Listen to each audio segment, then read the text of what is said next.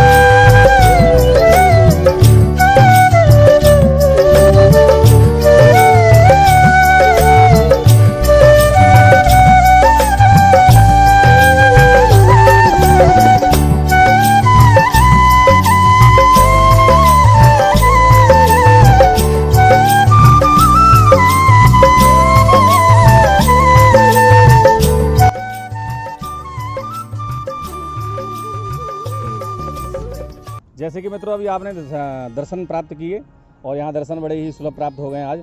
वैसे आज दिन भी बड़ा अच्छा है, बड़ा शुभ है। सोमवार का दिन है। सोमवार के दिन यहाँ मेला लगता है और बड़ी ही धूमधाम से यहाँ मेले में बहुत सारी दुकानें, बहुत सारी जगह आप देखेंगे, इधर से उधर छोटी छोटी दुकानें लोगों ने लगा रखी हैं। तो ये जो देवी हैं माता चंद्रावली के स्वरूप में हैं। और माता चंद्रावली थी कौन? माता चंद्रावली भगवान कृष्ण की सखियों में और राधा जी की अष्ट सखियों में आती थी। सखी तो थी सखी के साथ साथ ये इनके ताऊ, राधा जी के ताऊ जी की लड़की भी थी, जिसके कारण वो उस नाते से बहन लगती थी। तो यहाँ भगवान कृष्ण बठैन गांव से माता चंद्रावली को लेकर नारी का स्वरूप बनाकर उन्होंने लेके आए हैं। तो इनके साथ छल किया है। तो उस छल में क्या किया है कि नारी का स्वरूप बनाकर जब इनको लेके आए हैं यहाँ, तो यहाँ जंगल में ही बिठा गए हैं। जंगल में बिठा गए तो यहाँ से थोड़ी सी दूर पड़ता है, ज़्यादा दूर नहीं है, राधा टीला करके। तो राधा टीला पर जब राधा जी से मिलने गए हैं तो यहाँ बिठा के गए हैं। और एक मान्यता ये भी है कि भगवान कृष्ण नंदराय जी से मिलने के लिए बोल के गए हैं कि मैं नंदराय से मिलने जा रहा हूँ। तो ऐसी मान्यताएं बहुत सारी इससे जुड़ी हुई हैं। और भगवान कृष्ण की इन लीलाओं में बड़ी विशिष्ट लीला है माता चंद्रावली की। आपने चंद्रावली छल सुना भी होगा, बहुत लोगों ने देखा भी होगा, और जिन लोगों ने नहीं देखा है तो वो आज समझ लें कि माता चंद्रावली के साथ इस प्रकार छल किया है। तो यहाँ जब बिठा गए हैं तो पहले बहुत सारे जंगल था यहाँ, जैसे अभी हमने बताया था उस वीडियो में कि पूठा बहुत सारे थे, तो जंगल ज़्यादा था। तो यहाँ पशु पक्षी हिंसक जो है पशु पक्षी आया करते थे। तो पशु पक्षी हिंसक जब हुआ करते थे तो ये डर था उन्हें कि कोई हमें भाई खा ना जाए, सबको डर रहता ही है। तो इसलिए उन्होंने अपने शरीर को स्थूल पत्थर की प्रतिमा में बदल लिया, यानी पत्थर की हो गई। और उससे पहले, पत्थर की होने से पहले एक संकेत भेजा है भगवान कृष्ण को अपने तपोबल के द्वारा कि भाई मुझे तुम यहाँ बिठा के गए हो। लेकिन भगवान कृष्ण को जब पता चला, कि याद हुआ, स्मरण हुआ कि भाई मैं जो है सखी को वहाँ छोड़ कर आ गया हूँ, तो जैसे ही यहाँ आकर देखा है सखी को, तो सखी प्रतिमा के रूप में बदल गई हैं। तब से ये पूजे जाने लगी हैं। और ऐसी मान्यता है यहाँ, जैसे मैंने आपको बताया था कि 5,500 वर्षों से पूर्व ये देवी आदिकाल से चली आ रही हैं। तो यहाँ इन देवियों की इतनी मान्यता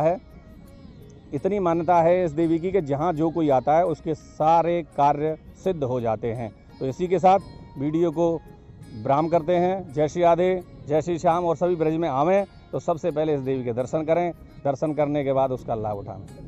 तो यहाँ ये गोकुल से 3 किलोमीटर पड़ता है, मथुरा से 7 किलोमीटर पड़ता है, और ये ज़्यादा दूरी पर नहीं है। तो इसलिए जो भी ब्रज धाम आवें इस देवी के दर्शन अवश्य करें, और जो मनोकामना लावें माता को बता के जावें, माता उनकी सारी मनोकामना पूर्ण